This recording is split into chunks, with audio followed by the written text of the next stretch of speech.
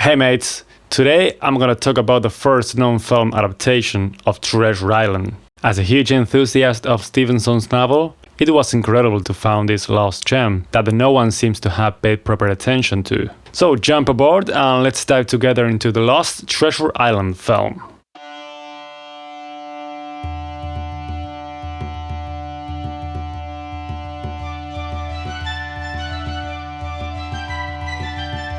This was a silent movie from the 1920s, and it's now considered a lost film, which is a shame really. But the good news is a good amount of pictures survived, and judging by the age of them, they are of an incredibly high quality. It seems that they have used them for promotion purposes across the whole of the cinemas back in the day. Actually, since we have a good amount of them, we could try to arrange them chronologically to get a glimpse of what the movie could have been. So let's put that Stevenson-esque knowledge to the test and let's give it a try.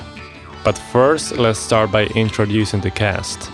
We have Shirley Mason as Jim Hawkins, a young actress at the time, the legendary Lon Chaney, who played two characters here, Bland Pugh and George Merry the Pirate, Charles Aul as Long John Silver. Charles Aul was known for being the first actor to portray the Frankenstein's monster. Harry Golden as Captain Smollett, Sidney Dean as Squat Trelawney, and Charles Hill Mayles as Dr. Livesey. Alright, so let's take a look at those surviving pictures that I mentioned. This one is definitely from the beginning. We can appreciate Billy Bones' arrival at the Admiral Benbow Inn. The character looks magnificent. The long cape, the walking stick, and his eye patch? I don't remember Billy Bones having an eye patch in the novel, but it does look badass anyway. That must be Black Dog, claiming Billy Bones his share of Flint's treasure. He doesn't look very menacing like it was described in the novel, but so far I like that overall they stick to the original story details. This is a tricky one because that shot could belong to various scenes, but I bet that this could be from the scene where Billy Bones was told by Dr. Livesey to not drink more rum because that would be his death. But Billy insists on Jim having it, and Jim reluctantly agrees, but only for one cup of rum. And we can even see him doing that gesture with his finger, so that was my clue right there to figure this scene out. Here we have Bland Pugh. Let's just take a moment to appreciate that costume. Now this is something to behold. I cannot expect less from Lon Chaney, the real makeup master behind characters like Phantom of the Opera, The Hunchback of Notre Dame, among many others. Looking at these pictures, there's no question about the man's genius. Moving forward, I have found this picture aboard the Hispaniola. It's quite clear that this is the moment of the pirates' mutiny. Once again, how I regret that this film is forever lost. Its whole production looked impeccable. Here we are below deck, where the pirates were planning the mutiny to take over the ship. It's really curious to see those graffitis carved in the wood in the background. We can see the pirate crossbones over there and another one that says Jim. And since I mentioned him, I wonder if Jim Hawkins was hidden inside one of those barrels in the background. Because as you already may know, he realizes first about the mutiny by eavesdropping from inside an apple barrel. Another curiosity from this picture is that it says Long Jim instead of Long John in the scene description.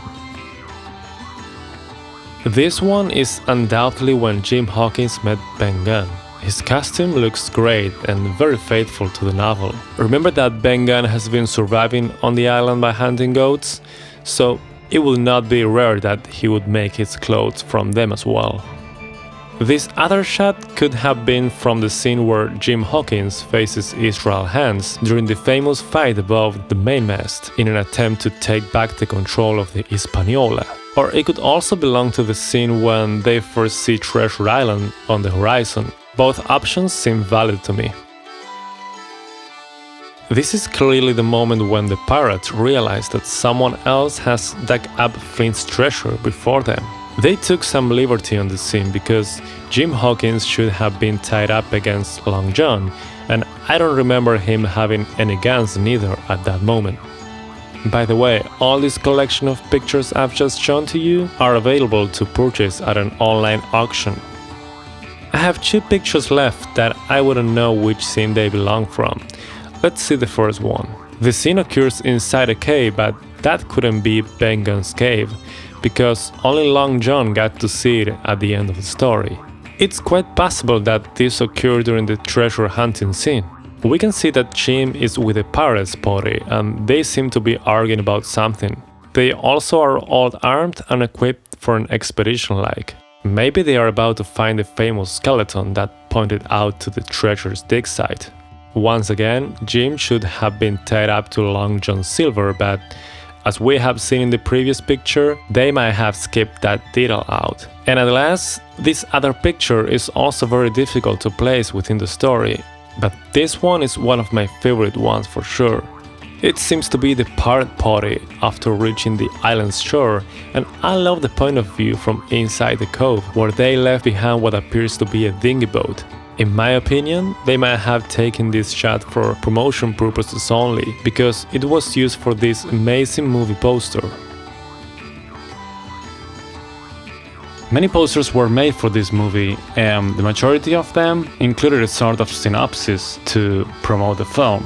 But since it came during the silent era, the descriptions seem to be targeted to the cinema exhibitors. Let's read this fragment. You don't have to go hunting for gold.